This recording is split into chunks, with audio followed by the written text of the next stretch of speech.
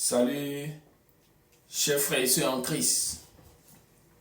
Aujourd'hui, Jésus, le Saint-Esprit, m'utilise à travers sa parole, Agé 1, verset 1 à 11, pour nous amener à savoir qu'à partir du mois de mars jusqu'à l'éternité, que le moment est venu où nous ne devions plus perdre le temps inutilement à chercher premièrement à construire et à vivre dans des maisons luxueuses, lambrisées.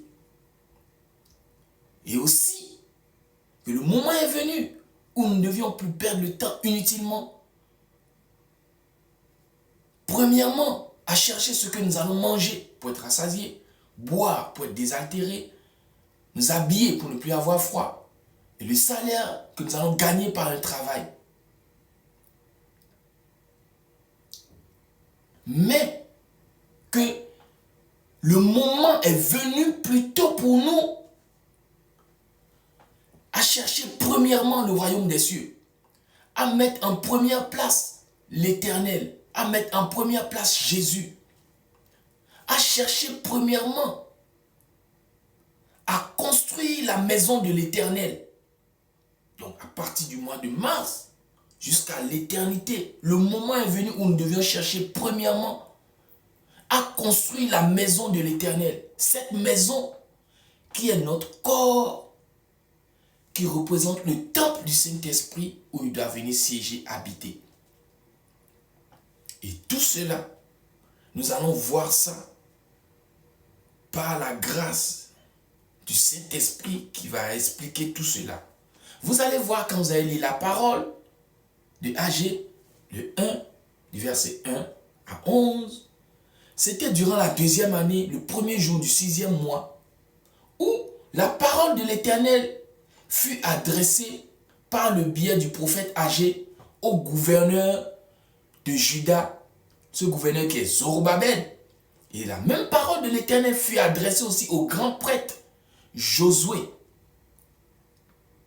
où, telle que cette même parole de l'Éternel est adressée au monde entier par mon biais, Jésus qui me fait grâce en m'utilisant comme son instrument, son Esprit Saint, pour être son œil, ses oreilles et sa bouche, pour amener le monde entier, attirer l'attention du monde entier sur les caractères, les comportements, la vie qui ne glorifie pas le nom de Dieu. Voilà. Donc, nous allons lire et vous allez comprendre. Il dit, voici ce que dit l'Éternel, le maître de l'univers. Ce peuple prétend qu'il n'est pas encore venu le moment de construire la maison de l'Éternel. Vous voyez les mots? Ce peuple prétend qu'il n'est pas encore venu le moment de construire la maison de l'Éternel. Et pourtant, la parole de l'Éternel leur était adressée par l'intermédiaire du prophète Agé. Est-ce le moment pour vous d'habiter vos maisons lambrisées quand ce temple est détruit? Écoutez bien, est-ce le moment pour vous d'habiter vos maisons? Il a bien précisé, vos maisons, possessions, lambrisées quand ce temple est détruit. Lambriser, c'est quoi? C'est le fait de construire les murs, les plafonds de nos maisons avec du bois. Vous voyez, d'être dans une maison luxueuse premièrement et ignorer le temple, la maison de l'Éternel. Donc, le moment n'est pas pour construire premièrement, chercher à construire, à vivre dans nos maisons luxueuses.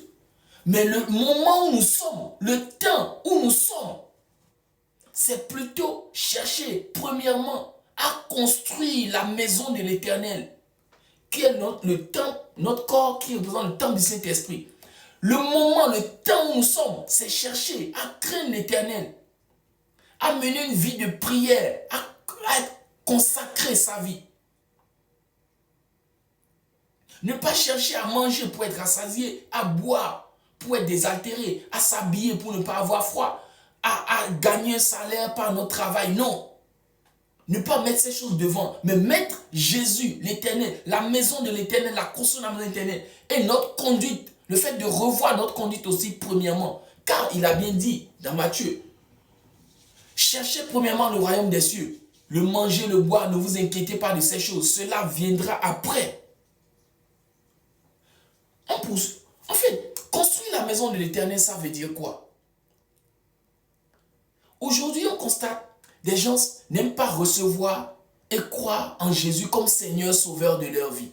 Ils n'aiment pas recevoir les enseignements, prendre par les eaux de baptême. Vous voyez? Supposons, tu as une connaissance, tu as ta famille, des frères et sœurs.